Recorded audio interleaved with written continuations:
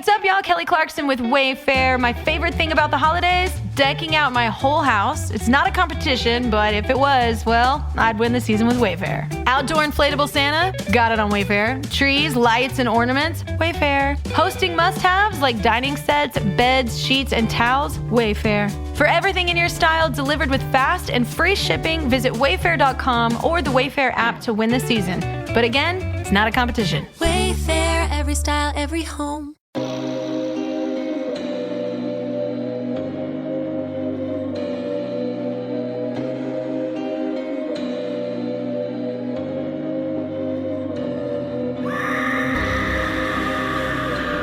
Hello, kitties. This is yours truly, the Crypt Keeper, and you're listening to Slasher Radio.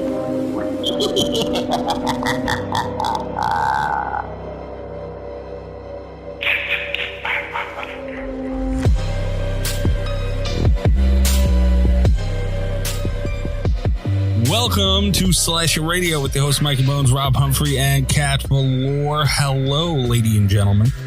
Gobble, gobble, mother cluckers. I hate you. I hate you. Happy Thanksgiving. This episode is dropping on Thanksgiving. And so everybody is... Turkey butt nuggets. What? Kat, I mean, is it bad enough or no? Like, I can't tell. I don't like hearing it. I don't think it needs bleeped, but yeah, I think we can disagree with it, but it's not a bleep. That's fair, I guess. But damn. Yeah, no more butt nugget stuff, right? Though you said you were done. You said last time you were done and you weren't going to do it anymore. Well, I know the turkey thing popped in my head, though, and I thought it was funny. Oh, wonderful. Yeah. Yeah, good for you. But I'm done. I always love when stuff pops into Rob's head. Isn't that fun, Kat? Like, we don't know when we'll get a message. Yeah, it's a special time. It is an occasion in the group chat. All right, we were off last week. Rob had to move. Rob, how did all that go? You good? Well, sort of. I still got some shit I got to move out of the old place. Not a lot though. But I'm in the new place, and it's going okay. Like, it's been a real slow process between working and trying to get this done, and it's a huge pain in the ass. And I recommend no one ever move again, ever. Yeah, I've only moved 3 times in my life, man, and it is a fucking nightmare. I've helped people move, though. Like, Stevie is a good, but like, I've helped Stevie move a bunch of times, and it sucks. Yeah, moving does suck. And I found that in-town moves are much worse than moving, like, out of state or whatever. Like, when I moved here from Indiana, I had one shot to get everything, because I obviously couldn't drive back and forth. But, like, here, it's like, well, I can go get it later. Yeah, as long as I have everything out by the end of the month when my rent, I'm paid up through the end of the month. So fuck them. Fuck them. So that is your garage until the end of the month. Yeah. All right. Yeah. It was nice. My mom came down. My brother came down. My kid came down, helped me move some shit, get all the big shit out. So we got all that done. It's mostly like boxes and stuff that I got to go over there and grab. Yeah, I was playing on stream. Allie streamed this week, probably last week by the time you guys are listening to this. Huge clown penis. And we were playing DVD, and Rob said that his brother was around, and I hit the button. I don't know if I'm going to be able to nail it first try here, but we'll see. Ass and titties. There it is. Look at that. Titties. Ass and titties. Look at that, I'm a pro. Ass and titties. So I was playing that button on her stream. Rob, you said your brother was in the other room listening to himself sing ass and titties. Yeah. He was sitting there watching TV, and he kind of looked over, and I was like, yeah, that's you, dude. Gotta be a jarring thing to hear out in the open, right? So, but yeah, things move. It's going along nice. Got everything set up over here, or trying to get everything set up over here. It's just a huge mess. And also, when you have a massive record collection and you have to move, you really learn to appreciate MP3s. I could imagine. That was my brother's joke, actually, because he was helping move some boxes of records. And they're fucking heavy. When you put them all in a box, it's fucking heavy. Oh, I bet. Yeah. Goes, what I really like? MP3. Yeah, me too. Pretty funny. All right. We do have a packed show, though. We are talking the movie Thanksgiving from last year, right? 2023. We didn't discuss it on the show. I think it's come up here and there, but we haven't really actually talked about it. So the other half of the Banger Off, we bring to you Thanksgiving. This is not without controversy. How so? Because, well, this was the first movie that came to mind for me, and the reason being that this episode was going to release on Thanksgiving. Right. But then I really got in that Thanksgiving state of mind. So I then came back with Amityville Thanksgiving, rejected. And then I found Amityville Turkey Day, and that was rejected. And then I realized it doesn't have to be Thanksgiving related just because it's coming out on Thanksgiving. So I suggested The Crow Wicked Prayer, also rejected. You were shooting down all the bangers. I voted for all of these. I will say I'm not a huge fan of Thanksgiving as a holiday, and the horror scene on Thanksgiving has not made me, associate the holiday more with horror, I guess. I think that once we decided it made sense, and it does, it makes sense to do a Thanksgiving movie because the episode releases on Thanksgiving. I follow the train of thought. I almost feel like it should have been separate from I can't believe I'm going to say it, Banger Off. Wait, hold on. Okay. There we go. I'm sorry. Go ahead. Yeah. Because I don't necessarily, those are just two separate things in my mind, combining them, I think, was a tall task. But then, and I think I mentioned this in the group chat as well, because I was not feeling very enthusiastic about our picks. And I say this with love and respect to our patrons and to Amber, but looking at the Portnoys, it was not a super high bar to clear, which made me feel a lot more confident about doing a Thanksgiving movie this week. Yeah. Well, you also, though, you recommended or you suggested Thanksgiving. Yeah, we got into this. I couldn't remember if we had done Thanksgiving. I thought we had done Thanksgiving 3 on the show and not an episode on Thanksgiving. And that's something we need to maybe look at for future episodes, because I do think it was Thanksgiving 3, but then we watched Thanksgiving and we talked a lot about it, and I couldn't remember if we scored it or not. It was a whole thing. Yeah, I do think that is a Thanksgiving themed horror banger. So for the record, one exists. It's just we might have already covered it on the show. Okay. All right. Hold on a second here. Actually, we need a full break. First of all, addressing all of these. This is a horrorcore. It feels like a fucking horrorcore here. It's my turn. It kind of does, but it's not really, because nobody's to blame. Well, you guys are to blame. Actually. No. Yeah, because that doesn't sound right. I'm telling you. I'll tell you. That's all right. I'll tell you why. Because the reason that we had to have a Banger Off is because of the shit that has been on the show lately. And here's how the show goes, guys. Everybody listening at home. If you want to go down that rabbit hole, you are most definitely to blame. No, okay, fine, fair enough. Yeah. If we're really deep diving. At the end of that rainbow, there's not a pot of gold. There's just a bunch of blame, like a big old pot of Mikey blame. I didn't say I was exempt, but it's mostly you guys. The reason how the show goes, if everybody listening, is Kat and Rob will push in as much of the Winnie the Pooh and the shark movies and whatever else that I have to endure, the movies that they know that I hate. And then the listeners do it on the Patreon pick as well.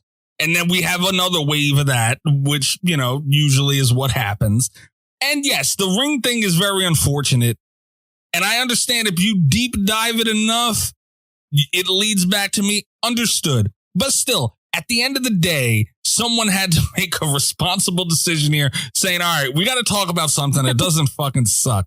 And usually that's how it goes. They'll get enough shark movies and everything else in. And finally, we're like, all right, we really need to talk about something very good at least one time. It's been a span and we're on that span. So Rob, understood the Thanksgiving thing. I get it.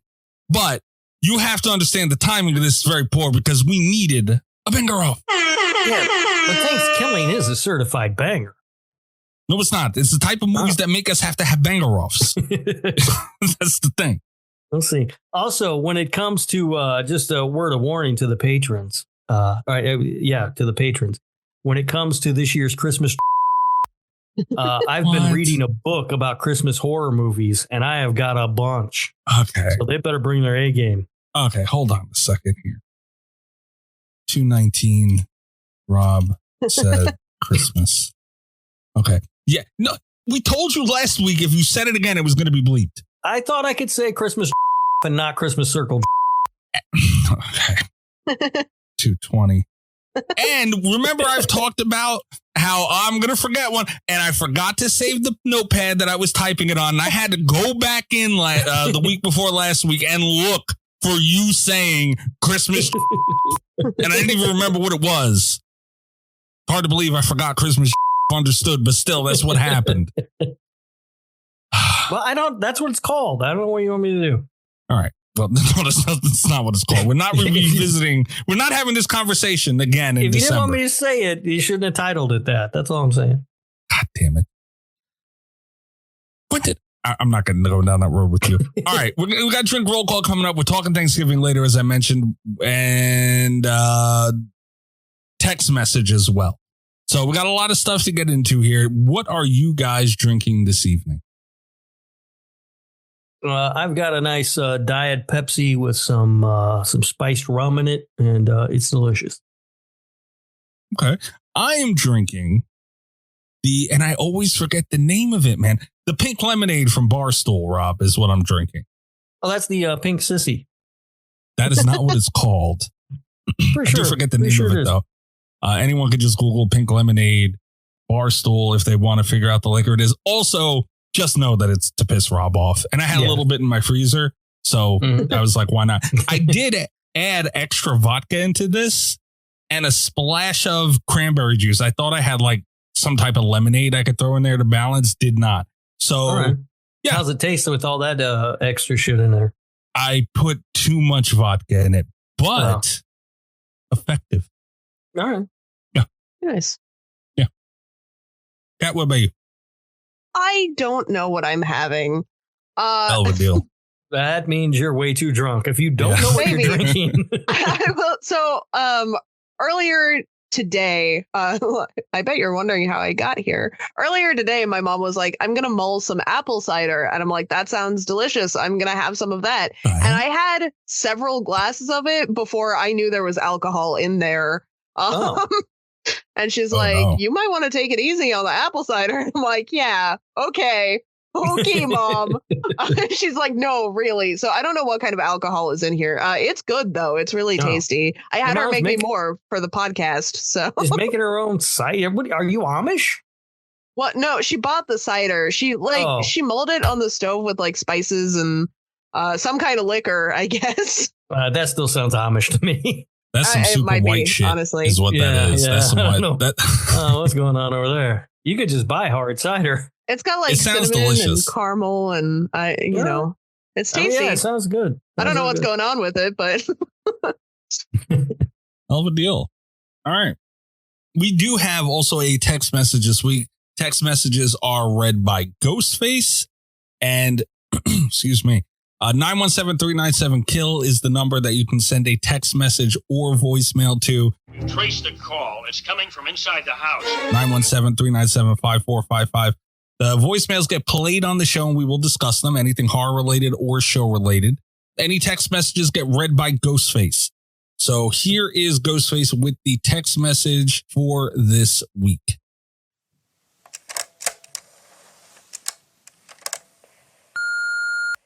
Oh, Mikey. So sweet of you to say you don't hear from me often enough. I just wanted to follow up on the issue I had with my local grocery store not stocking the screaming Sicilian breadsticks I like. They haven't shown back up, so I'm not sure what the holdup is. But Saturdays are my cheat meal days, and I miss them a lot. Rob, I'm still working on my Halloween rewatches. I'd forgotten how mid a lot of these movies are. So I have to take some breaks in between them all to watch better movies like Shaun of the Dead. I promise I'll get you those rankings soon, though. Kat, no notes. You're an absolute joy as always, so just carry on. Love you. Okay. All right. Kat, I got pages and notes, so don't worry about that. I was not worried about it, to be honest. This text message from the potato thief, Tasha. Damn it, Tasha. Why? I did put out a tweet. She's referring that we had no text messages or voicemails, like the mailbag was empty. And then we had a bunch. So this one we're just getting to now. I put out a tweet saying that we needed more text message voicemails. We were out, which we do. We might be out now again. So send them in. But yeah, that's what Tasha's referring to at the beginning of this text message. And then it's just all off the rails, man. She didn't even ask a question or nothing. Like, this is just like, she just literally sent in a text message to talk shit. She's talking about the Screaming Sicilian breadsticks, which I don't appreciate. Mm-hmm. And if anybody is worried about my move, I do still have my cardboard Italian mustache, so we're good. That's the important thing to know. Yeah. You picked that up in the midst of everything you had to deal with. Mm-hmm. And you put that somewhere safe and traveled with it? Into a box that I knew exactly where it was, yeah. I asked you to play a game with us last night after Allie's movie night. And you said, oh, everything's packed up. I don't know where anything is. My controller, my this, my that. I can't find nothing. That you had to have. Yeah. No, I still can't find my controller with the PS5. But I got the mustache. Fine. But I was saying expensive items that you've purchased in your life. And you have a cardboard. That's the thing that you needed to know where it was. I didn't know if I was going to be able to do this show tonight because I couldn't find my microphone until about an hour before we started recording. But the mustache you made sure was of utmost importance. Yeah, I mean some things you got to keep track of. I hate it here. Yeah. Also, too, Tasha mentioned her Halloween rankings too, which I feel need to be mentioned. You keep that shit to yourself, Tasha. Seriously, I'm scared of that shit. Like it's a fear because she showed me a little. Oh God, she showed me a little bit. Should I leak? Well, we went through them, didn't we? Did we go through all of them? Yeah. Kat we went through the most recent version. Mm-hmm. On our I would like to see the rest of them. On our 78 versus 2018 episode. Yeah, I think I blocked that out. Oh, that was bad. Yeah, that's true. Tasha, never bring that up again on the show, please. Let's just don't we don't talk about those. Tasha, go wild. Have fun. No, Tasha, live your best life. Your ranking privileges have been revoked. You're not allowed to rank anything. Anything. All right. Well, thank you, Tasha, for the voicemail text message. The mailbag is, as of right this moment, empty. So anything you want to send in, horror related, show related, talking shit about us, Randa, just apparently, like if that's all it is. And say something mean about Kat, too, for crying out loud, Tasha. There's no notes crap, Rob. You believe she did it again? I know. No, yeah. It's because I lift Tasha up. I'm the only one that encourages her to rank things. Put her down. No. Drop her. Crying out loud. Tasha's also been coming to movie nights and everything, and we were streaming the Tyson fight in the disco shit. Fuck, don't get me started on that. Oh God, yeah, we didn't even talk about that. That's the real horror. Thank God. Jesus Christ, that fucking thing. What a disappointment, Jesus! But I streamed it in the Slasher Radio Discord, which is also, you go to our Twitters and join that, and our link tree as well. And Tasha joined that. That was a treat having Tasha there for that. Yeah. But good Lord, man. Those Tyson cheeks, though, Rob. Oh, yeah. Yeah. See his entire ass just out on Netflix. I was like, what in the hell are they doing? And then they have got to go to a retirement home somewhere and wheel out one of these old boxers and put him in there in the ring with that man, because his last fight cannot be a fucking loss to Jake Paul. That's rough. The cheeks, though, Rob. Yeah, I know. I saw him. So I was just staring at the screen too, just going, is his ass out? Yeah. I think that's what happened to everybody. We're just watching, oh man, vicious victory or whatever he said. Oh, is that? No way. That's his ass. I don't know. This is the first match that I've watched in a long, long time. It's the first one I've watched live. My first reaction was like, oh, well, a lot more revealing than I thought it was going to be. Like, I fully believed it was intentional. Yeah. Good for him. All right. What do we do here again? Do you want to hit the button? I gotta hit. Yeah, fuck. All right. Hit the button. That's what we do. That's what we do. Get the fuck out of here! Guys, go back to turning tricks and old folk and you'll pain in the ass! Oh, wait, yeah. I like to pair it together, too, with this one. Over there, Gabagool. Gabagool Mystery Corner, where our listeners anonymously send in Gabagool memes, making fun of me for being Italian. I don't know why they do it. I don't know what's going on. This is just something that we do on the show. Memes go up on Patreon. I try my best to describe them on the show. If you're looking for any kind of horror tie-in here, it doesn't exist. I don't know what to tell you. This is a good one. I didn't laugh when I saw it because I actually am the one who sent it to Kat. Yeah. Robert! I was going to protect his anonymity, but it's true. Rob, why though? Why? Like, you send them to, you just last week sent me one. Why do you have to do it then and now again on the fucking show? Can we talk about it? I like to mix it up. Sometimes I like to send them to you. Sometimes I like to send them straight to Kat. I don't know. This one's really good. Yeah, I like this one. We don't need you to send them to Kat. Do you realize how many she has? Why? Like, you're giving a billionaire money at this point. Stop. I'm really glad that Rob sent this one in because me too. Something to be thankful for this year, Mikey. I'm finally out of Thanksgiving Gabagool memes. I understand that by saying this, I'm probably going to get a swell of them, so we'll have them for next year. No. But for this episode, I did not have any Thanksgiving Gabagool memes left. No, that's bullshit, Kat. You know what's going to happen? You said that, and yes, you're going to get a bunch of them. I'm going to get them next week, a month from then. I'm going to just randomly get a turkey Italian meme because, that's what happens. That might be true, but right. I mean, right. It's good that Rob sent one in today because what else would I have sent? Rob, stop. There's no need for you to be doing this. There's no need. Do this to me personally. Like in my everyday life, I have to get shit from you. Like I don't need it here too. All right. Pick one. And I'll tell you this right now. Yours better be good. All right. Well, we'll see. What the fuck is this? Italians are not real people. There is no way. And it's some guy, and it looks like some kind of, I don't know if it's like a LinkedIn profile or something, but it's a guy with his work picture and his name. Mario Luigi Ferrari, PhD. That's a fucking guy's name? You had to send this to me here? Are you kidding me right now? This had to be sent to me here. This is what we needed to talk about on the show. Because you found some Italian guy's name funny. We got to talk about it now on the show. I mean, come on. It's a funny name. Mario Luigi Ferrari. He's a PhD. See, I'm helping lift up Italian people. You can be anything you want, Mikey. You can get a PhD and be a doctor.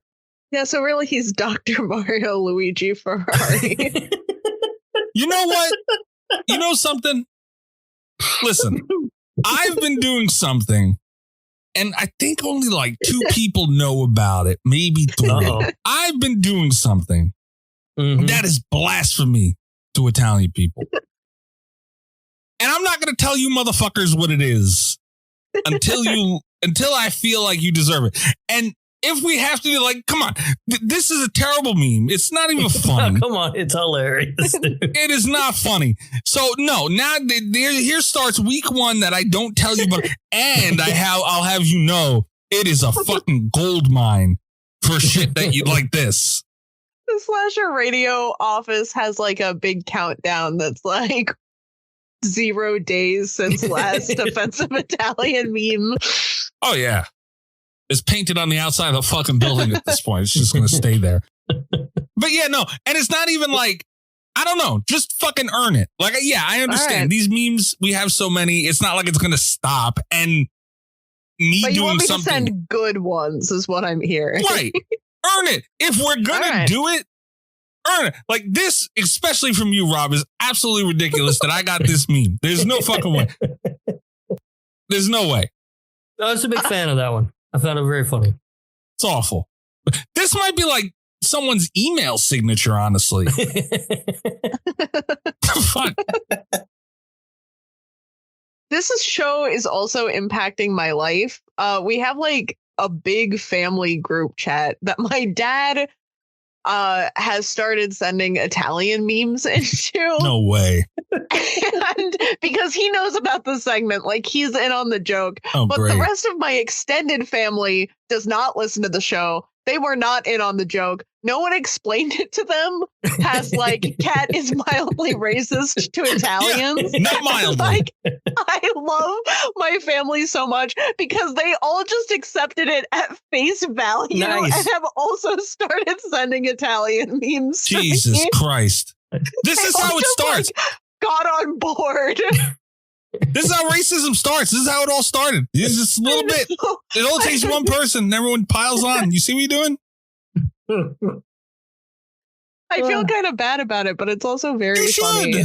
Cat lives in a magical land of Italian memes. You should. The thing is that like, and I've been keeping an eye. I'm paying closer attention now to the family group chat than I ever had in all the years that we've had it, because it's like one day they're going to get a meme through that's going to make its way to the show where not even listeners are sending them anymore. Like it's just my family. Unfortunately, because they don't run in the Italian meme circles and have no point of reference for which ones will get through, we get a lot of repeats from my family group chat. You should get them all screaming Sicilian mustaches for Christmas. Oh, that's what I should do that. Yeah. You know, we have a problem when it's getting to the point where, like, how do you not feel bad about yourselves? You sons of bitches, all of you, like to the point where you people are seeing, like, it's just normal to see Italian memes that you've seen already. Like there should not be racist memes that you have just seen at such a high percentage. Mikey, and maybe this will make you feel better. I did feel kind of guilty about it, that my family just believed and was okay with the fact that I was Italian racist. But then it was like, I kind of deserve it. Like I feel like I'm doing penance a little bit for the Gabagooli Mystery Corner. And what did our friend Tim say? It's fun. It's fun. God damn it, Tim. Yeah. Fucked up, Tim. All right. Speaking of friends, real quick, just I want to shout out the Friday Nightmares podcast. My friends Heather and Scott, who just released their 100th episode. Oh, congratulations! Wow. Yeah, so they hit a bit of a milestone over there, and it actually came out like last week, but we were off, so I'm a little late with the congratulations, but still. Round of applause for them. Yeah. Now, wait a minute, Rob. I feel like I ask you this every time. Is this the girl with the Friday the 13th? Yeah. No. Oh, no. Although I would like to get Scott and Heather on the show, but Scott goes to bed too early to be on our show, and Heather's Canadian. So. Oh shit. Okay. We know where I stand. I've been like aggressively lately going towards Canada because somebody that, member of our Discord and everything, her name is Cash. She is a friend of mine, and I play DVD a lot with her, a good amount. And she's Canadian. So I just go around calling her Canada. Like her name to me is Canada. Who's racist now, Mikey? It's Canada. It's fine. They're not real. Anyway. Apparently neither are Italian people, according to that meme. This is stupid not even the doctors. I expect better from you. Dr. Mario Luigi Ferrari. It's not real. Like someone put that there. It's not really the dude's name. I am positive. The fact that I believe it is, Mikey? That's all I need. It's like believing in Santa Claus. You just have to believe. Honestly, man, you guys are missing out. I'm telling you. Like every time I do this too, I sit there and it's like when you watch porn, Rob. Like you get that feeling like you're just sitting there and like a little part of you feels guilty and disgusting. Like that little part of me when I do this, I'm like, fuck, man, I hope Rob and Kat, like, imagine if they ever knew that I was doing this right now and the treasure trove that it would be. I'll start sending in some good ones. Gotta earn it, man. Yeah, I'll work on it. Great. We're going to take a quick break and we will be back with Thanksgiving from 2020. God damn it. No, we're going to be back with Thanksgiving. We're not doing Thanksgiving. Did I watch the wrong movie? God damn it.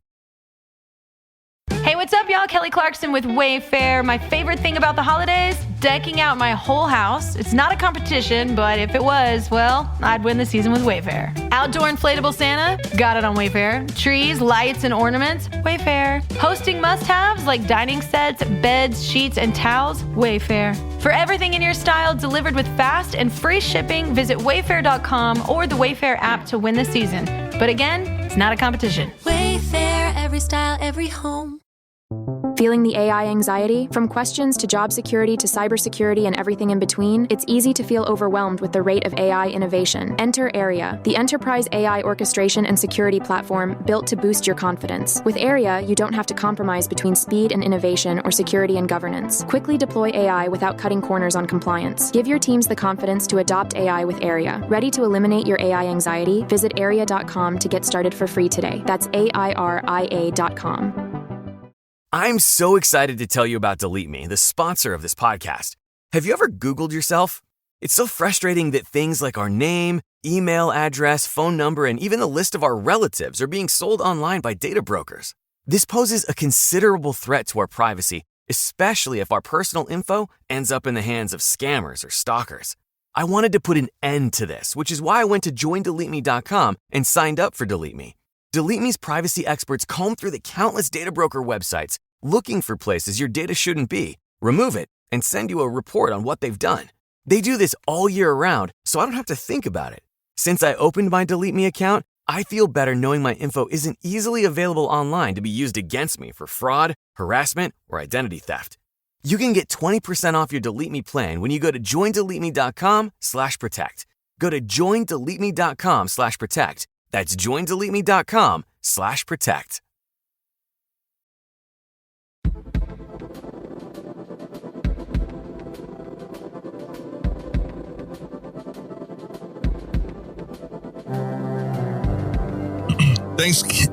I almost did it again.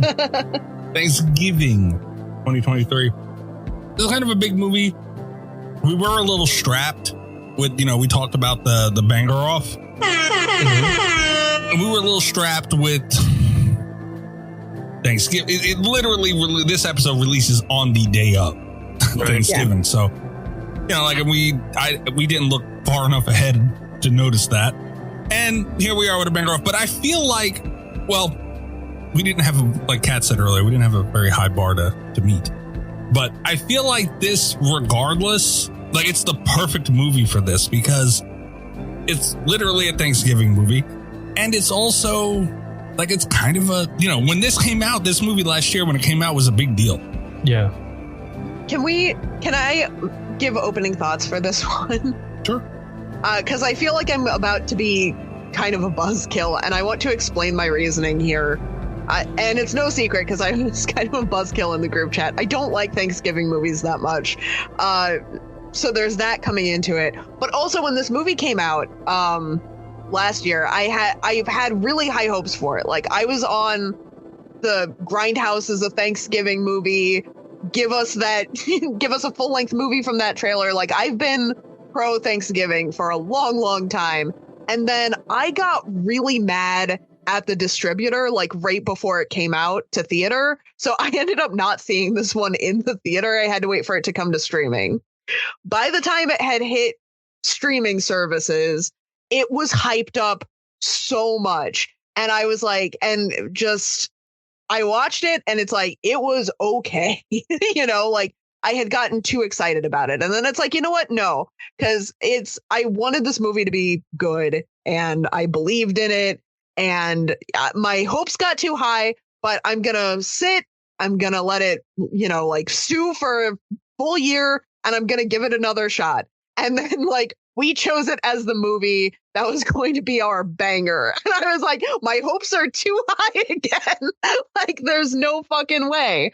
I think the correct framing to go into this movie with is it's okay. It's kind of fun. It's got some good stuff. It's got some bad stuff. But I do think that if you have not seen Thanksgiving, first of all, what are you doing listening to an episode about it? But also don't go into it thinking of it as a banger because that will set it up for failure. It's fine. It's fun. I don't know that I would call it a banger. And I feel like I just have to get that out of the way. All right. Like I have to get it off my chest. In Kat's little narrative there, I am one of the guilty parties who really hyped this movie up. Yeah, Rob was a bit, because I saw the hype and I was like, I don't know if I can believe it. And then Rob was like, yeah, hype is real. And I was like, well, maybe. So when I went to see this in the theater last year, and it seems to me, I can't believe it's only been a year. Like, honestly, this feels like, because I would have, if you asked me when this came out, I'd have been like 2-3 years ago.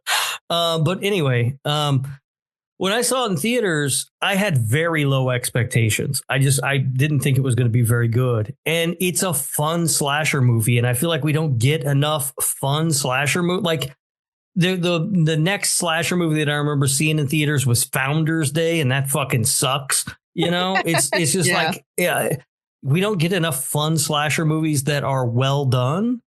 And it feels like anymore. So I was just super excited when I got to see this.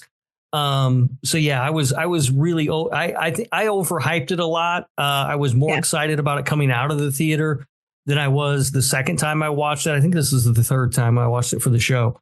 But I still like it. Like, I think in terms of it being a banger for the banger off.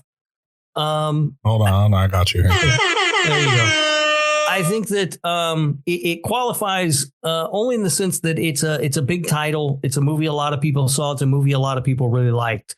Right. I don't know that it's, I mean, it's not, this isn't a classic. We did our top 100 horror movies of all time. It didn't make my list. It's not one of those movies. It's not a banger in that sense, but it's just a solid, fun, good movie that a lot of people saw. It's well known. It's it's a movie that I think people largely liked.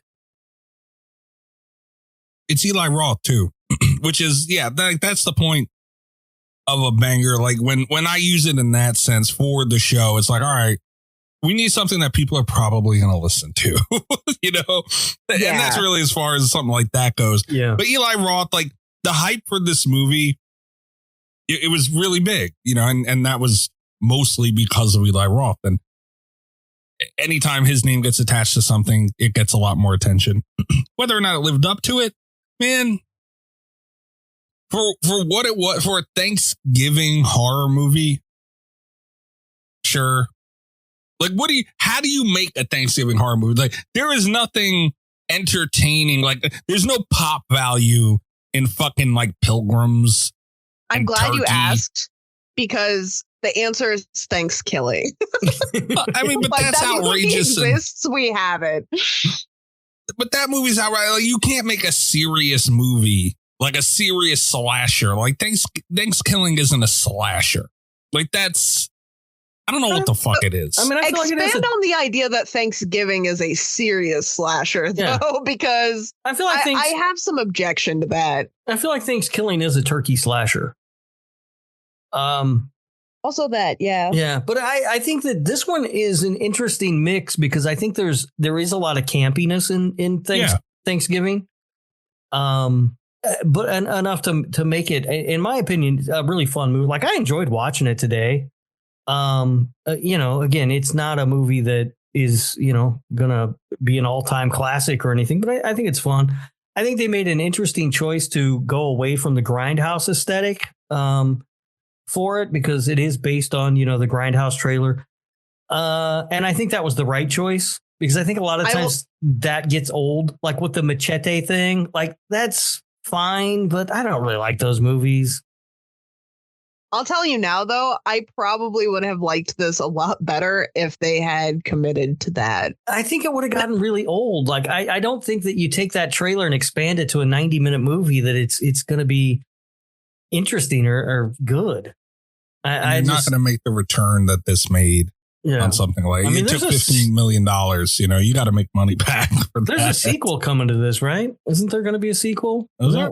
I'm pretty sure. I wouldn't be surprised there's a sequel to Although everything. who knows if it's going to get financing now, because talk about people being excited for Eli Roth movies. Apparently no one knew he directed Borderlands.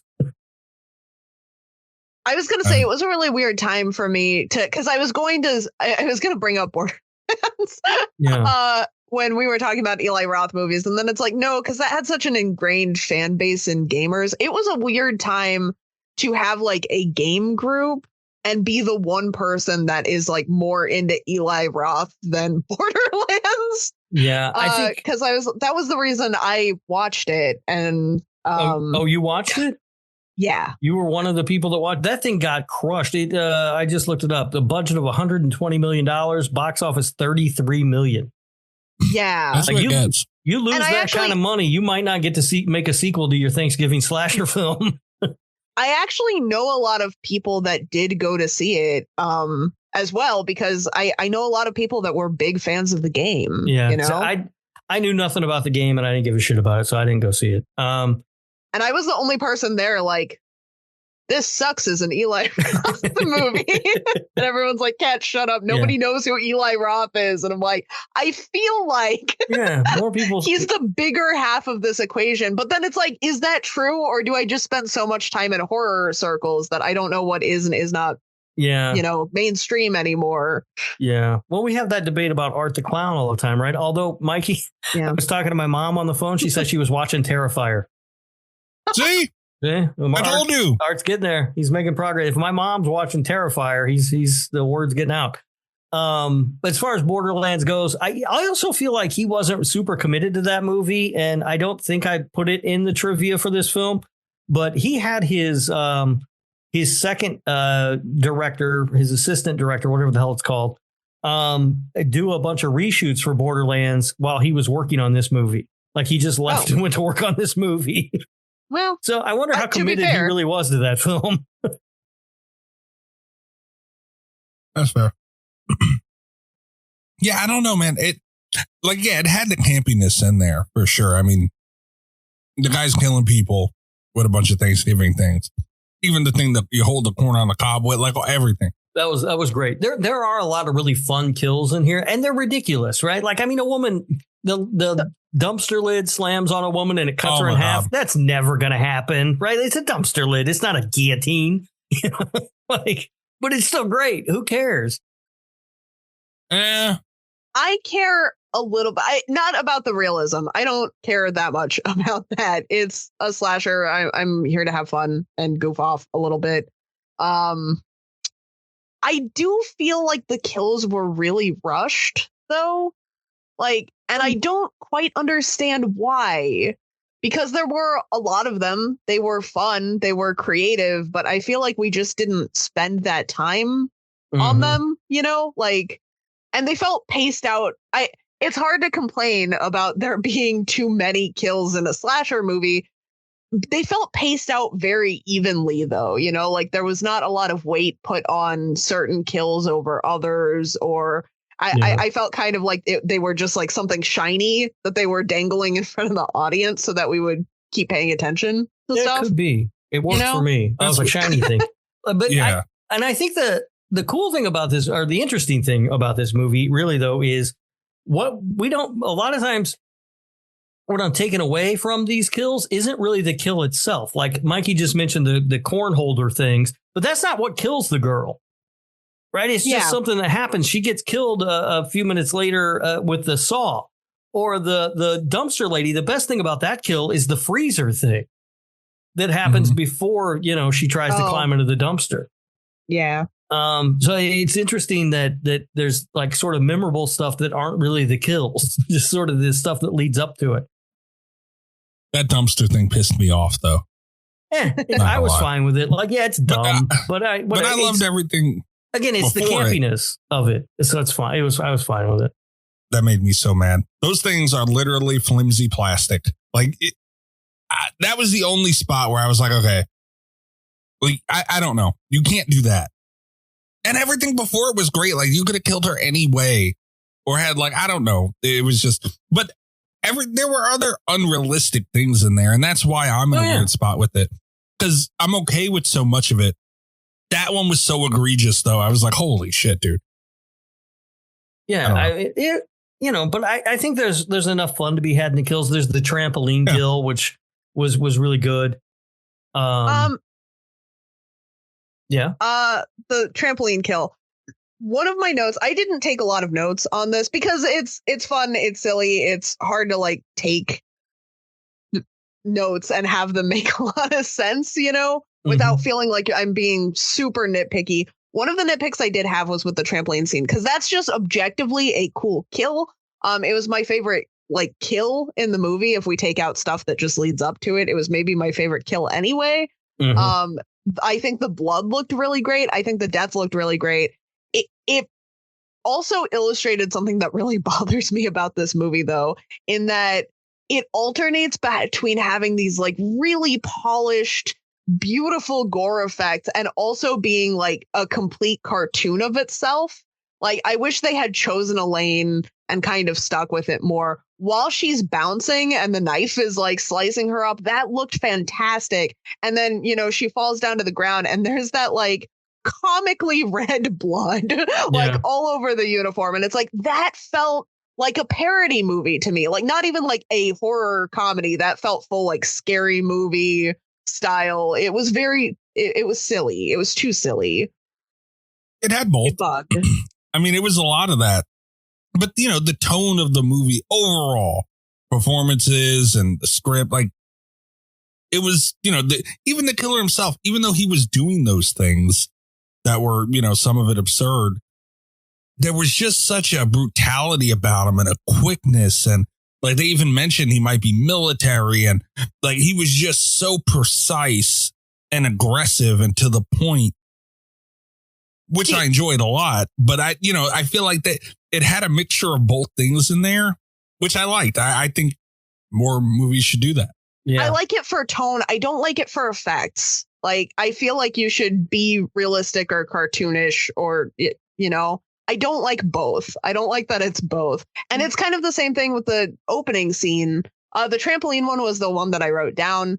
But looking back at it, having watched it yesterday, another one that really sticks out to me is like they have all of the blood and the people getting slashed and trampled and stuff at the Black Friday sale in the beginning of this movie. And then there's that one guy whose arm breaks, and it's like one of those cartoon squiggly breaks. Like, it's not a real arm fracture. It drove me crazy because everything else looks so good and realistic. And, you know, I don't mind the jokes and stuff being written into the script alongside all the violence. I think it is kind of a fun and interesting tone for a slasher, but visually it felt very incoherent. I guess the cartoony stuff doesn't bother me because it's literally a movie where a woman gets cooked alive like a turkey.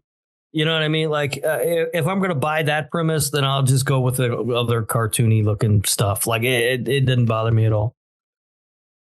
Yeah, I don't know. It kind of, and I don't mind the cartoony, like, we've had movies on here where I've really praised the kind of over the top cartoonish effects. I think that's a really strong style choice, but I think you kind of have to commit to it, you know? Yeah, I mean, I get what you're saying. I guess it just didn't bother me. Like, I hear what you're saying. I mean, to me, it lended to almost the sense of fun of the movie, which, you know, I was okay with. And that opening scene of Black Friday, that just made me miss Black Friday. Remember how great Black Friday was? And then they canceled it with COVID and it never really came back. It was so much fun. You ever go? Yeah. Did you ever do the Black Friday shopping? Oh God, it was great. I would go. It was brutal. I would go some years when I didn't even want to buy anything. I just wanted to go watch people. Dude, I mean, it was so fun. Out here risking his life to people watch. Dude, I went once with my ex-brother-in-law. He wanted to get a phone and he got punched. It was great. Oh my God. Roth must have been the happiest motherfucker in the world watching that shit. It was awesome. He got punched. Some dude punched him right in the gut. But you know what? And he was always proud of this. He held on to that damn phone. He got it. Oh, deal. Yeah. But yeah, it was great. I used to love to go. And the best thing about Black Friday, if you went like a few hours after they opened, like to Best Buy, because everybody was there. The lines were nuts. Everybody's trying to get like the TV deal or whatever. You could get Blu-rays and stuff like for like $3, like super cheap. I used to load up on movies. And now they don't do it anymore. It's all online. That's no fun. Yeah. But it was absurd, especially like, I don't know the bigger, you know, I would see things in Manhattan that I never went to Manhattan for fucking Black Friday. I'm not a lunatic, but I would see it on the news and shit. And it's like, oh my God, like bigger cities, they went fucking ballistic. And I think it was really cool because this movie's essentially, I Still Know What You Did Last Summer. Right. So it's not like a unique idea that was done here. And, you have that premise, and obviously that's what it is. And you got to figure out what the thing is going to be for your Thanksgiving movie. Perfect, dude. Black Friday, especially in America. Rob, when we watched this together one time, I think it was one of Allie's movie nights as well. I think it was. And I forget who it was, but someone from another country was like questioning what was going on, right? Yeah. I seem to kind of remember that. And this is an aggressively American movie. Yeah, absolutely. I was stunned that they were questioning it because I couldn't imagine a culture where this didn't happen. But apparently, because we're animals here. Yeah, in other countries. And speaking along those lines, the characters that they've got, the people out front who are waiting to get in, how great they're like the quintessential Massachusetts dickheads, right? Like they're just perfect. They've been going at each other. Yeah, it was. I like that opening scene. I think it's a lot of fun. It is. There's a lot of cartoony shit that happens in it, though. To Kat's point, her hair gets caught in the wheels of a shopping cart and somehow that scalps her. I mean, that seems a bit extreme, but who gives a shit? Yeah, I liked it, man. It was very smart to do. And I feel like that helps. It helps it become watchable. Because like I was saying earlier, there was nothing fun or entertaining or whatever you want to call it about Thanksgiving. Pilgrims, turkey is the most bland things in the world that you could possibly put in front of people and expect them to be entertained and make it entertaining. So having that, something so relatable and so over the top, and people are cursing and everything, and they're saying all this Boston shit that's funny on its own, and you insert that into somewhat of a bland situation if you just look at it on paper. And dude, I think it worked out great. I think it was very smart to have that in there, and yeah, it just worked, dude. Like we had so many I Know What You Did Last Summer ripoffs after those movies came out that, all these years later, we're essentially seeing that again. Like if you pick this movie up and put it like a year after I Know What You Did Last Summer came out, it would look just like everything else. Yeah. And they made it work. Well, they make a lot of stuff work in this movie. One thing that doesn't work is the whodunit. It's the easiest whodunit to figure out in the world. I knew from the trailer whodunit. And it's because like we have a big movie star and we have people we scraped up off of TikTok. Yeah. So who did it? And it's I have a feeling it's the highly paid professional actor of the group.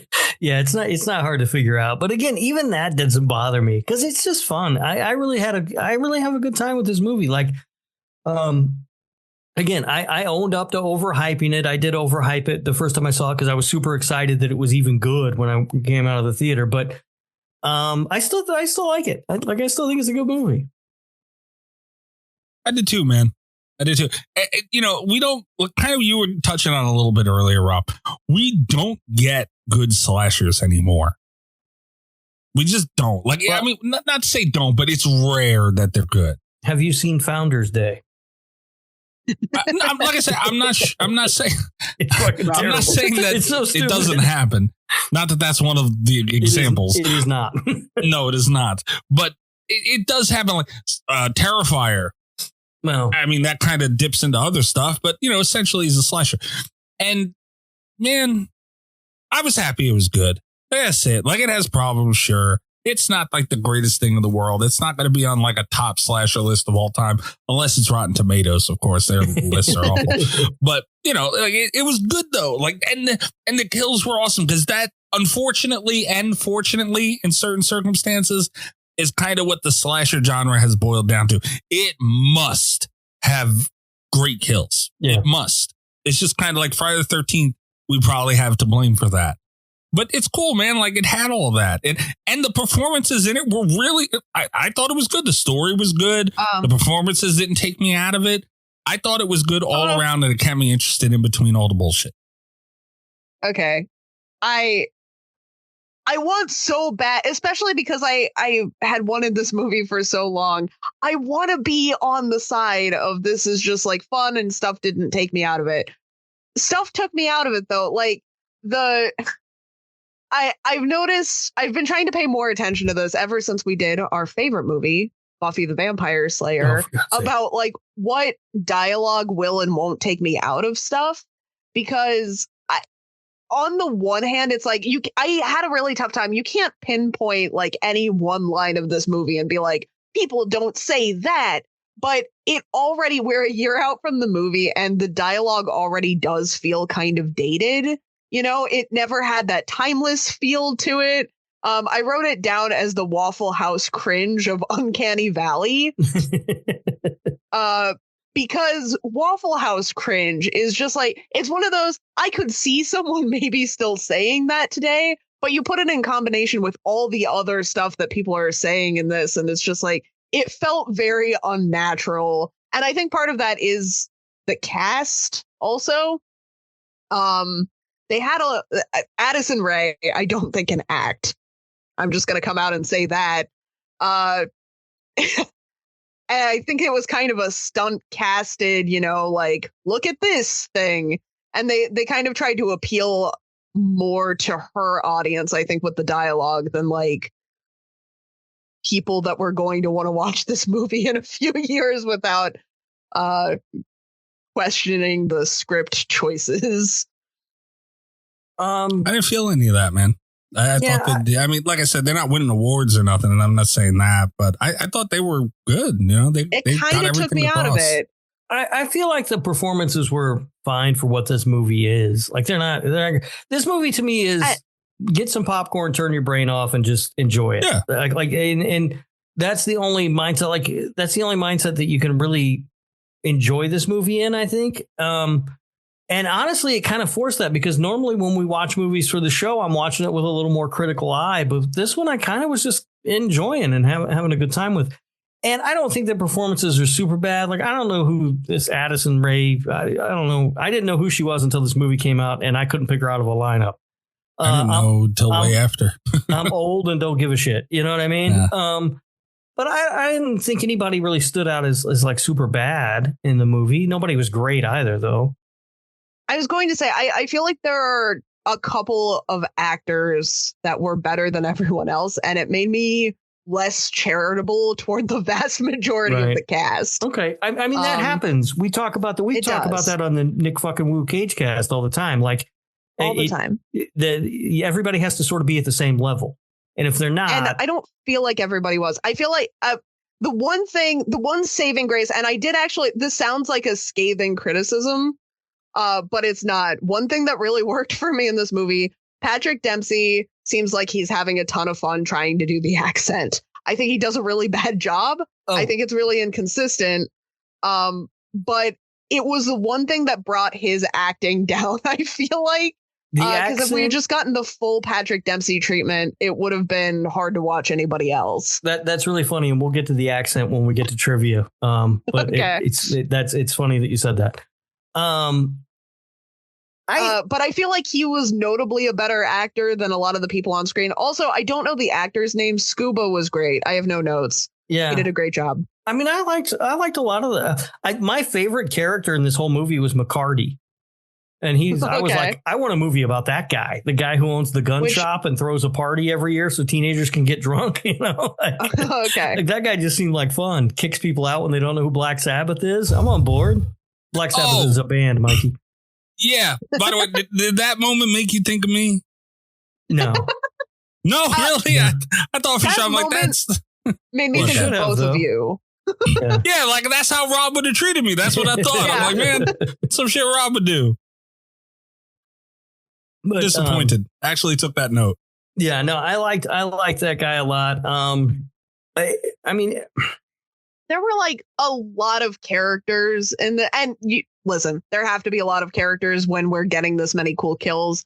I wouldn't have taken the cool kills away, but like I had a tough time, and this is a rewatch for me, and I was taking notes, and I had a really tough time keeping track of who was who, because they're all kind of the same bland, ooh, ha ha ha, we have phones characters that just like were irritating. I kind of wanted to punch everybody.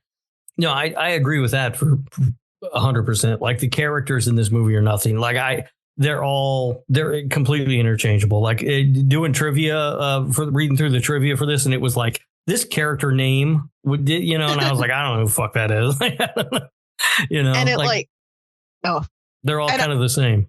I talked about the watching the trailer and knowing that Patrick Dempsey was the killer, And then I got into the movie and I'm still rooting for Patrick Dempsey like the entire time. Like these kids are insufferable. Which I guess that is one of the things that made it fun for me, because one thing about why we don't get fun slashers anymore is because as the standards for our protagonists have gotten higher, we're less inclined to root against them actively, I feel like. And this solved that because I really, was looking forward to just kind of watching the fun kills.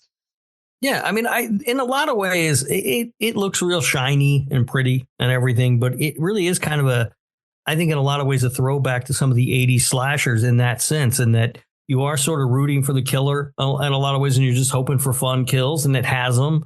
It does like the fun dinner scene, thing where he's bringing all the dead bodies and all the people to the dinner table, which is something we've seen in.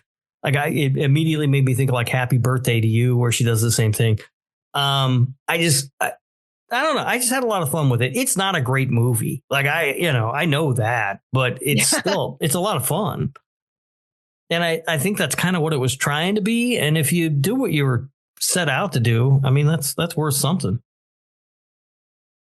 Yeah. Yeah. I felt like it was trying to have a lot of fun, but also understood we need to make money and it needs to be, a certain level with other things. And I feel like they tried to do both. I thought they nailed it, man. Nailed it as in nailed the, what they were trying to achieve in what I think they were trying to achieve in that scenario. It had problems along the way, like this isn't something I will like probably just put on to watch. But if I walk in somewhere and it's on, I'll sit down and watch it and won't bitch. Yeah. I mean, that's kind of where I'm at. I could see this being like an annual, like it's Thanksgiving night and I'm looking for something to watch. I could see myself putting it on, I think that might be, Mikey just prepared to get mad at me. I think that might be my problem with this is that I already have an annual Thanksgiving horror watch that's more fun for me. And that kind of like, this doesn't fill a niche that I had open, Well, that's the thing though. Like, Thanksgiving, fine, sure. Like it's going to be more fun. Absolutely. But technically it's not a better movie. Like technically speaking, box office, return, all that shit. Like to make a movie and be super successful. Like they were talking about wanting to make a Thanksgiving 4. They're probably not going to, the small amount of money that they wanted to, needed to make another one of those movies, they couldn't even get, and that's the problem with movies like that. Like, they're little cult classics and there's a corner of film fans that love them, but the corner is very small. And, like this is Eli Roth and 15 million and all that. And they can't just go balls to the walls with shit like that because a lot of people are going to lose a lot of money. And that's just the unfortunate reality of slashers, big money box office slashers, is they're stuck in that situation. That's why the Friday remakes suck. That's part of the reason why the Nightmare remakes suck. Like it's hard to really hit both of those strides. And I give it to them here, man. I feel like they did it pretty well. This podcast is supported by The Real Real. You know what I love most about the holidays? Giving gifts. But not just any gifts. Real gifts. Thoughtful gifts. Oh my God, how did you know gifts? That's why I love gift shopping with The Real Real. The Real Real is the most trusted name in authenticated luxury resale. And it's a holiday shopping secret I'm going to let you in on. Whether it's a surprisingly affordable, pristine condition bag for your BFF, a vintage find that's cool enough for the Gen Zer in your life, or even something your impossible to shop for dad will love. Get used to saying I found it on The Real Real. Seriously, with over 10,000 new arrivals dropping every day from brands like Gucci, Fendi, Prada, Louis Vuitton, Tiffany & Co., and Cartier, there's guaranteed to be something for everyone on your list. Oh, and did I mention everything's up to 90% off retail? Get $25 off your first purchase at TheRealReal.com. That's TheRealReal.com to get your $25 off. TheRealReal.com. This podcast is sponsored by Talkspace. Last year, I went through many different life changes. I needed to take a pause and examine how I was feeling in the inside to better show up for the ones who need me to be my best version of myself. When you're navigating life's changes, Talkspace can help. Talkspace is the #1 rated online therapy, bringing you professional support from licensed therapists and psychiatry providers that you can access anytime, anywhere. Living a busy life, navigating a long-distance relationship, becoming a first stepfather, Talkspace made all of those journeys possible. I could speak with my therapist in the office. I could speak with my therapist in the comfort of my home. I was never alone. Talkspace works with most major insurers, and most insured members have a $0 copay. No insurance, no problem. Now get $80 off your first month with promo code SPACE80 when you go to Talkspace.com. Match with a licensed therapist today at Talkspace.com. Save $80 with code SPACE80 at Talkspace.com.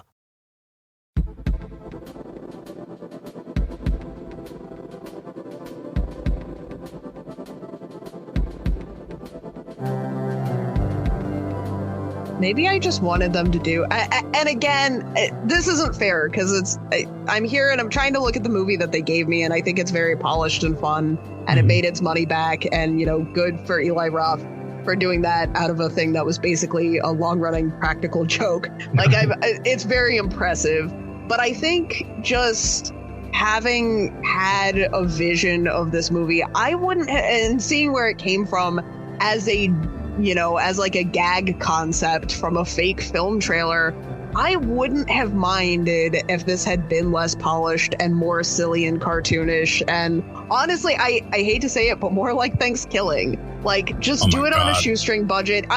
This didn't need to be a studio movie. They could have just gone balls to the wall, with like Eli Roth and a camcorder and a couple packets of fake blood. And I know that because Eli Roth has made that movie several times. I was there for that movie. And I think it could have been a lot of fun. Yeah, I think the big disconnect comes for a lot of people, and maybe you, Kat, I don't know. I don't want to put words in your mouth, but I think a lot of people saw the Grindhouse trailer and they wanted that movie.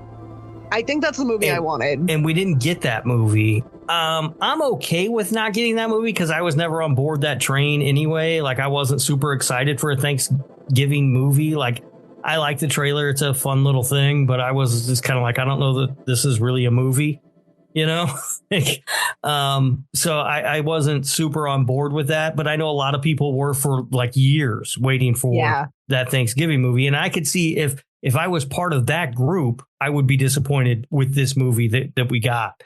But not being part of that group, I'm perfectly happy with what we got because I think it's a fun time. I was part of that group, and I try it. It's so hard because I'm trying so hard to compartmentalize and just look at the movie that we got, right? Mm-hmm.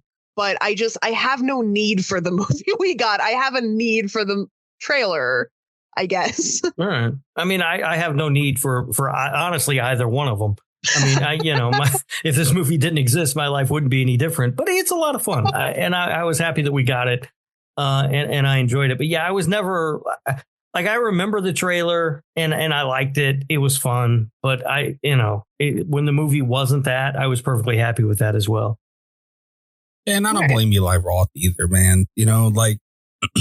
No, and once you get a studio attached, I understand you have to make money. Once the budget becomes like 15 million or whatever, I fully get it. Like, this isn't, I get mad at Eli Roth, I feel like, every other week for something, and this is not going to be one of those things. I fully understand. It's hard to get mad at him for it, man. It's hard because, you start with it. This is how you make big money as a, director or writer or whatever. Like, this is how you do it. All the other passion projects and everything, that's great. And those are required and all, absolutely, yes. But when companies and these production companies and whatever start throwing money at you, how the fuck do you say no to that? You know what I mean? Like, why would you ever? That's what you were doing it for in the end goal, So the fact that he still tried to get Bolt in there, dude, I that's what I respect, dude. I love when they kind of keep to their roots the best that they can.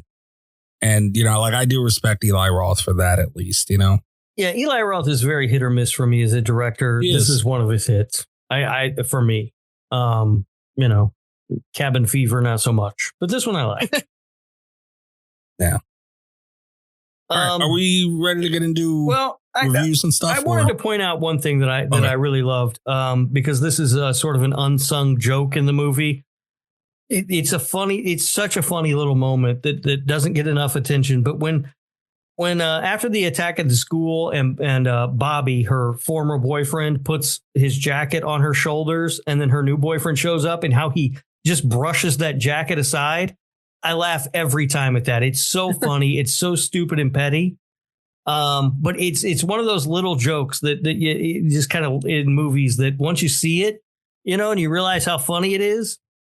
I really enjoyed that. I don't want to finish our discussion of the movie without mentioning Yulia's dad, who is apparently in a different movie. He thinks it's an 80s action movie. I don't know what's going on with that guy, but it works. It's incredible. It's so funny, the way that he acts. And I think that's all the notes that I had. I do have questions about why the inflatable turkey was filled with explosive gas. But, whatever. My last note, I do have one note that I saved specifically for the end because I wanted to end on something really positive. When we get to the Portnoys, I added a full 1 point onto my Portnoy score because of the bit where he goes in and feeds the cat.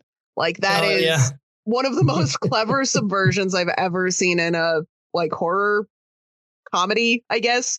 Yeah, is what we're calling this. Like that was just good. That came up in trivia, and I actually didn't put it in the trivia. But Eli Roth said that he always wondered what happened to people's pets after they got killed in horror movies, and so he wanted to put a scene in there with showing what happened to the cat after his owner was murdered.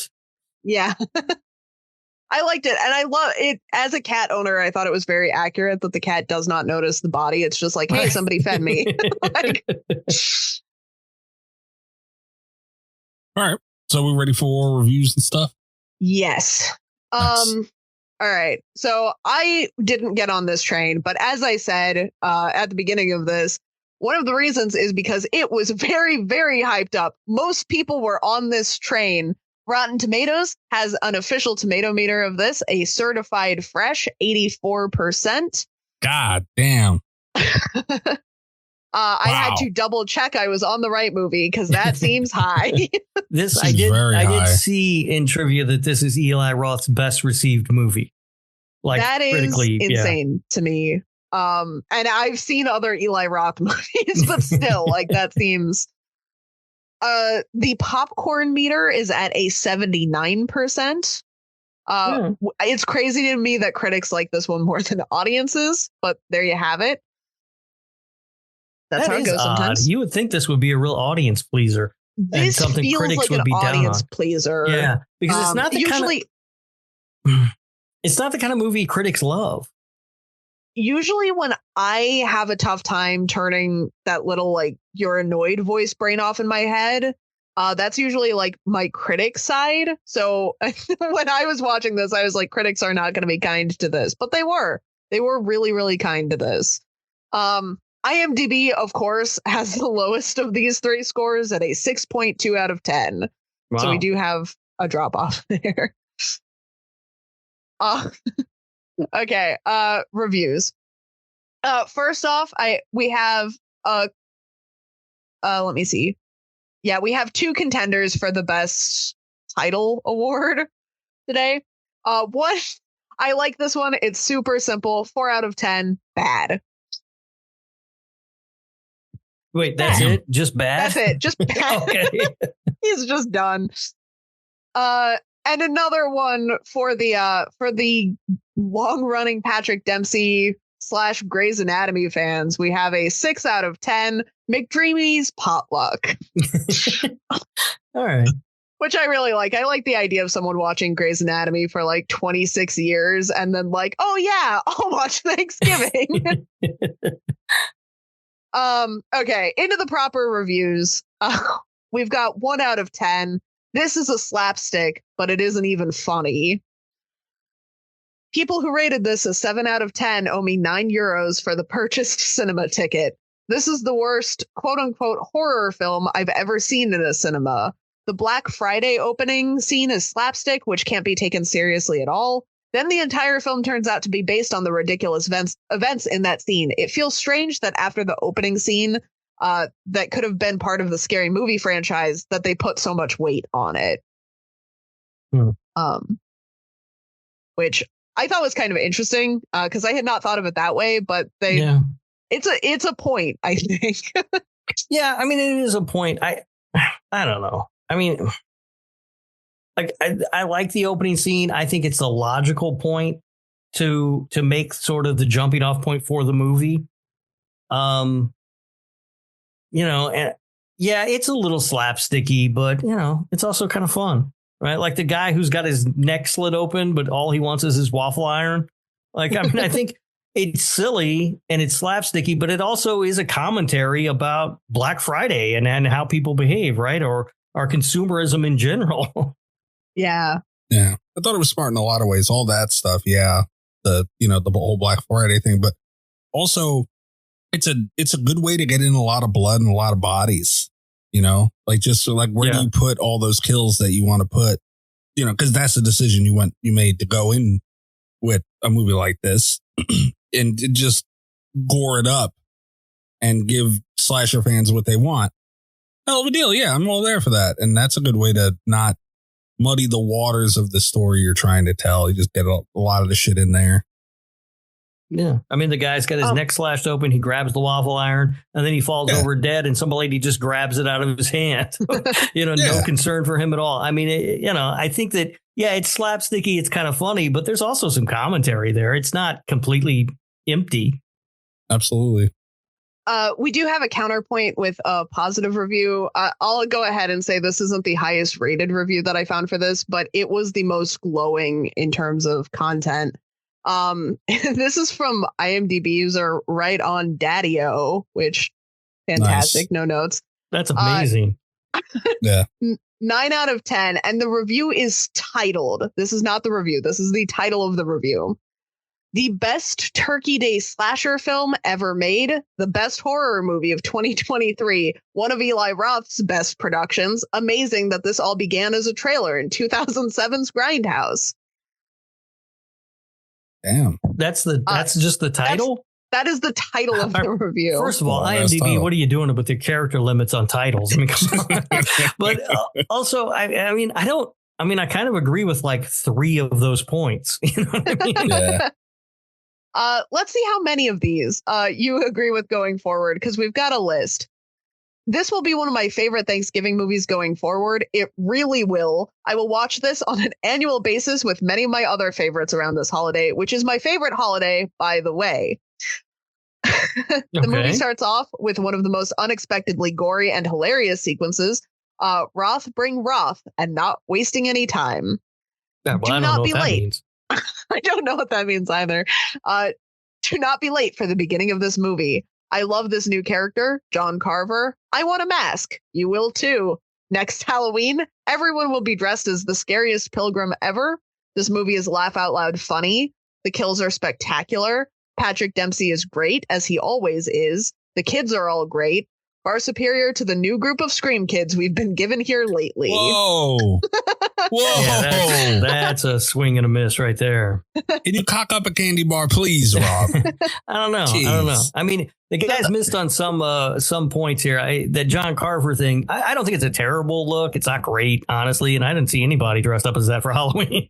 Hell no. Yeah, this one hasn't aged real well. Because he made some predictions that didn't come true. This movie is wonderfully short. The mood and environment is peak November. Actually quite beautiful at times. Awesome soundtrack, humor and action. The killer isn't who you think it is. No, not him. Him either. Maybe her? No. Dare I say this is actually one of the best movies of the year? Yes. I think this person might just be dumb. It's fabulous. And stay for the end credit scene. There is an end credit scene. Happy Thanksgiving. I mean, all right. A couple of things. One, this person's an idiot if they couldn't figure this out. They thought any of those red herrings threw them off. Secondly, there is an end credit scene. Did you guys see it? No, I forgot. I saw it today for the first time because I did not know it existed. I was doing something when the movie ended and it came up and I was like, holy shit, I watched this movie now. This is the 3rd time. I had no idea this was here. It's fucking dumb. It's nothing. It's sort of like the end credit scene of Scream 6 or whichever one that was fucking stupid. Yeah, you don't need to see that. Fair enough. And then we've moved on to a new category. This is not about these reviews being good or bad. I had a feeling that this episode was going to be a little bit short, so I went ahead and tagged in a category of meth reviews. What? These just don't make any sense, so I had to toss them in here. This one is titled Scream, Thanksgiving, with a bunch of exclamation points. And it reads as follows. Indeed, disappointment. Aren't modern slashers dumb enough? Does this have any common sense? I think yes. It's the lack of writing and ideas to capitalize the ending, missing the epilogue. What? Damn the Hollywood. It's hardly copying from the past. A lot of slashers based on the Scream, but they ain't working. All right. Eli Roth is a good director, as we know he did great things on his past. Cabin Fever, The Hostel, The Green Inferno. He just needs more clear ideas to convert into original concept and not directing random base stuff like this. Opinion? The only high potential thing for this one was the character with unique costume, and his dinner was very delicious. 5 out of 10. What the hell is this person going on about? I have no idea. Also, again, I've said this before. Scream fans might be the most annoying group of fans in all of horror. This idea that anything that's a whodunit is ripping off Scream. Scream did not fucking invent the whodunit. All right, that shit was going on for years and years and years before fucking Scream. Stop it. You don't think that the first whodunit was done in 1996? Yeah. Jesus Christ. Okay. Our other one, our other meth review, our final review of the night. This one really got me like right at the end. It is not a positive review. Like I assume the other one might have been, but it was too. I don't know. Tell you. I don't know what that other person was fucking talking about. So. This one I like because it's kind of a threat. It's called 2 out of 10. How? As I was watching the movie, I was almost sure it was the sheriff, since that woman who died was flirting with him and was killed afterwards. I was pretty sure it was him all along. I changed my mind as soon as the high school scene when he was clearly outside of the school and the girl was chased by the killer inside. Then he instigated and searched the school afterwards. In the end, and I wouldn't say I was surprised, but it turns out he was the killer. How? She was running out of the woods with him behind her, and then suddenly he's in front of her, injured. Unless this killer has supernatural powers, there's no way he could exist in two places at the same time and also be the killer. It makes no freaking sense. Also, the acting was bad, and so were the killings, which made no sense because, like, why wouldn't a person's body be split into halves because of a garbage can? And why would people kill each other over waffle irons? Do people really love waffles this much? Most importantly, why does this film have such a high rating? Anyways, y'all fooled me and wasted my precious time, so y'all better keep distance from garbage cans because I'm coming. That's pretty funny. That is funny. I have a waffle maker and I would kill Mikey over it. That's not fair. You kill me over a penny laying on the ground, man. Let's be honest. It's not the waffle maker. I love my waffle maker. I was going to say, although you do like it a little more than you should. I do. I love that waffle maker. All right, it's fine. I don't know. I mean, I think if you spend too much time thinking about this movie, it's probably going to fall apart. But I choose not to do that because it's fun. All right. It's a slasher movie, man. What are we doing here? Like, don't pay attention to the guy coming out of the fucking lake for the millionth time. Like, it's fine, dude. Let's get over it. I mean, look, they did something special here. It's only the second ever whodunit. So, is that it for reviews? That is it for reviews. All right, let's do some trivia. Y'all better keep distance from garbage cans. Budget on this is estimated $15 million. The worldwide gross $46.5 million. Damn. Sad to report, there is no Danza in this movie. God damn it, Rob. Okay. Eli Roth said the cat in the movie was such a good actor and performed on cue that he started calling him Leonardo DiCaprio. Oh. Yeah. The name of the cat is actually Tonic, and he previously starred in the 2019 Pet Sematary. Oh, wow. Amanda Barker, who played Lizzie, is actually from Hanover, Massachusetts, and she is the 9th great niece of John Carver. Her accent in the movie is genuine. I don't know who that is, but okay. Yeah, I didn't either, so I Googled her. She was the waitress who was cut in half by the garbage can, I guess. Okay, sure. The cosmetology classroom was not in the script, nor was it originally intended to involve Jessica's chase scene. It was a real location the filmmakers discovered while filming at Waterdown District High School and decided to incorporate it into the movie. Which is funny because when that scene came up, I always thought, what fucking school has this? But apparently, that school did. Right. The film incorporates a multitude of 80s classic songs, paying homage to its central 80s slasher influences. So that's why they picked all those 80s songs to play. That makes sense. Principal photography took only 5 weeks in Toronto and Hamilton, Ontario, from March 13th to May 5th. Damn. And Eli Roth still couldn't do Borderlands himself, huh? All right. And by the way, I mentioned Heather being Canadian from the Friday Nightmares podcast. Waterdown is where she lives. She said that she was walking on her way to the gym and she saw them filming part of this movie. Oh, yeah. Nice. The Right Mart mob seen at the beginning of the film and Doug the security guard's death are most likely inspired by the tragic death of, holy shit, a gentleman whose name I cannot pronounce, who was an African-American Walmart employee who was trampled to death by a wild mob of shoppers who rushed into the Walmart store located at the Green Acres Mall in Valley Stream, Long Island, New York, Black Friday of 2008. Wait a minute. Where was that? Repeat that last part again. Green Acres Mall in Valley Stream. Yeah, but what happened there? The guy who worked at Walmart was trampled to death by a crowd. Oh, okay. Yeah, that's like 15 minutes from my house. Oh, shit. Yeah. You could have been there. Very close. Oh, yeah. Yeah. Well, no, I wouldn't be caught dead at Green Acres Mall. It's a shithole, let's be honest. So, no, I would never have been there, but it is close. It is usually a sign that it's not a good mall when one of the anchor stores is a Walmart. Yeah. Patrick Dempsey's agent reached out to Eli Roth to express the actor's interest in participating in the movie.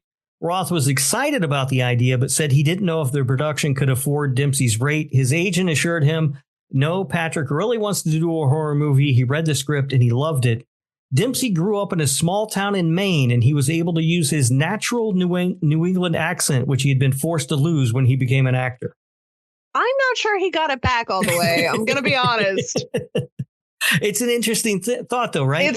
If you have inconsistent, if you have a natural accent, but it's sort of forced out of you, by becoming an actor or whatever, can you ever really go back to it? Not consistently throughout a movie. That's the thing that really bothered me about it, is that like sometimes he really had it and other times it was just completely gone. Yeah. In honor of Halloween 1978, the film starts with a point of view shot from the killer's perspective approaching the house, which ultimately foreshadows the sheriff, who is actually the killer in the movie. So they kind of tell you right up front who it is. Yeah. And finally, the last piece of trivia, Amanda Barker, who played Lizzie, is a huge horror fan and has a lifelong dream of dying in a horror movie. She was incredibly excited to film her death scene when Eli Roth showed her the teaser trailer, which prominently featured her character's kill. She cried tears of joy and said, I never thought in my career this would happen to me. So good for her. This wasn't a note that I took because I didn't know it was going to get under my skin so much until you read the trivia fact about Patrick Dempsey. But why was Patrick Dempsey wanting to be in a horror movie and wasn't the killer in Scream 6? Come on. Come on. Why was he not in 5 Cream or 5 Cream 2? Ghostface Takes Manhattan. Done by the same production company, Patrick Dempsey. Come on. Yeah, I don't know. I think though there's talk he's going to be in Scream 7. Why? Scream has enough problems. Get Patrick Dempsey in there. Come on. All right. So, what are we doing now? You done with the reviews? The facts, Rob? Yeah, it's done. All right. So, Portnoy. Is anyone ready to go locked in? Yeah. Would you like to go first? Yeah, I don't know why I always have to do this every week. Why can't you guys lock your shit in? Because it's hard. I don't know, man. It's hard to get the right score. We got to see what the score is not, and then go from there. I see. Well, I was on the fence about this one, and the fence that I was sitting on is: do I think this movie deserves to be approved or not? Because I think it's a lot of fun. I do think it's a very fun slasher movie. It is something I would recommend to people who were looking for a fun slasher movie. Is that enough to be approved? I don't know. So I bitched out, and I'm going to leave it up to you guys. I gave it a 7.5 exactly. Damn. Son of a bitch. Well, Kat, would you like to go or would you like me to go? I mean, I'm going to be the wild card of this one, I think, but... Okay, I'll go then. Yeah. Rob, this is super unfortunate because I also landed at a flat 7.5 and I had the same thing too. Cause I'm like, all right, it has a lot of stuff that I like. It has a lot of stuff that I don't like. But I did enjoy it overall enjoyability. Right. It had it. Right. But is it approved? Right. Like, cause let's be honest, it was around that number anyway. Like it's either going to be like a 7.3 or like a 7.6 or whatever. Like it's in that neighborhood anyway, but it does matter when we're giving out the approval score. And that's really what it comes down to for me. And I think it should be approved, but I don't think it should be much either. But I think it's a very fair score nonetheless. There's wiggle room on here by a few 0 point whatevers, but for the most part, I agree. It should be approved. And that's where I said it. And Kat's going to fuck that all up now. I'm going to fuck it up because you guys approved. both decided that it was going to be up to me whether or not this was approved. Well, actually, we're not as far off as I thought we were going to be. But there's no fucking way. I was as generous as I could be. I tried to detach myself as much as possible. I gave a full extra point for the cat. And the highest that I could possibly get my Thanksgiving score was a 6.5. All right. God damn. I mean, it's close to approved, but it doesn't make it. And I'm okay with that either way. I mean, that's why I set it at a 7.5. Like, it's hard for me sometimes to figure out what exactly that approval barrier is for me. It's like what I recommended to other people was kind of what I was looking at on this. And I was like, I would. But I don't know if that's enough to really say it deserves to be approved because it does have problems. It's just I'm in a position where I can turn my brain off and watch this movie and ignore the problems and still have fun with it. Yeah. Yeah. I'm not at that point, I'm in the same spot. I'm in the same spot where it's not that big of a deal. Like I'm not mad it didn't get approved or anything like that, but it sucks. It sucks because I would recommend it to people, but it's not, I'm not losing sleep over this one. Yeah. It's not gonna urban legend me. You know what I mean? I appreciate that. As the one person that didn't give it approval score. I really thought maybe one of you guys was going to balance me out. So I was thinking there was a chance I would get through. Nah, I couldn't go higher than a 7.5. And I even, as I was debating about what to give it, I checked Letterboxd to see what I scored it on there. It was a 3.5 on Letterboxd, which would have been a 7 or, 7.5. You get a little leeway with that. But so it's always been in that kind of that same area. Like, I think it's a good film. Like, I think it's fun. But, the characters aren't the greatest. They're kind of bland, just sort of, blank slates of nothing. I can't tell you who's who without Googling them, that sort of thing. So I don't have a problem with it not being approved either. What the final tally end up being though? I closed the sheet already. Okay. It is a 7.2. All right. So 7.2, which puts us, interestingly, exactly 5 points higher than 2001 Maniacs. So we win the banger off. We 100% win the banger off. Yep. But see, that's the thing. Like, Amber even participating in the Banger Off was, not required. We can't tell them what to do with their pick. Sure. But, we put it out there. And either way, that we told them that's how we were treating it. And you get a chance to redeem yourself during the Christmas. Stop saying that. You can't say that. Yeah, it's Christmas Circle. Come on. God damn it. Do you have sound effects for those, Mikey? Yeah, he got them from the Psycho remake. Strangely enough, I do. All right. @Slasher Radio on TikTok, YouTube, Twitter. Go follow us on everything there. And that's where you get the most out of the show. You get the updates on Twitter and, extra content on YouTube and TikTok. And also, Patreon. Geez, patreon.com/Slasher Radio.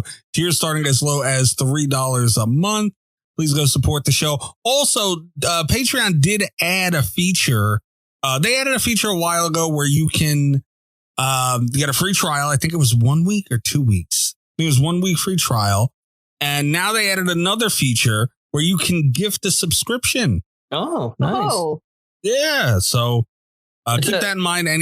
It's a great week to sign up for that because I think this is the Patreon episode's actually longer than the main feed episode. It rivals it. Yeah. So also there's a Patreon pick next week. So if you want to get in on that, you sign up for the Patreon and you'll be able to make us watch a movie. It's a scary thing for me to say, but we have 2 of them back to back. I think I gotta go back and look. I don't remember, but yeah, either way, we'll see. Patreon.com/Slasher Radio. And I'm at Mikey's Dead on Twitter and also on Blue Sky. I did activate there. Slasher Radio is also on Blue Sky as well. Oh, nice. Yeah. So put us up there. And that's it for me. I'm at Mikey's Dead. Where are you guys? Rob, what about you? I'm on Twitter for now at Radio Rob 123. You can also find me on Blue Sky, Radio Rob 123.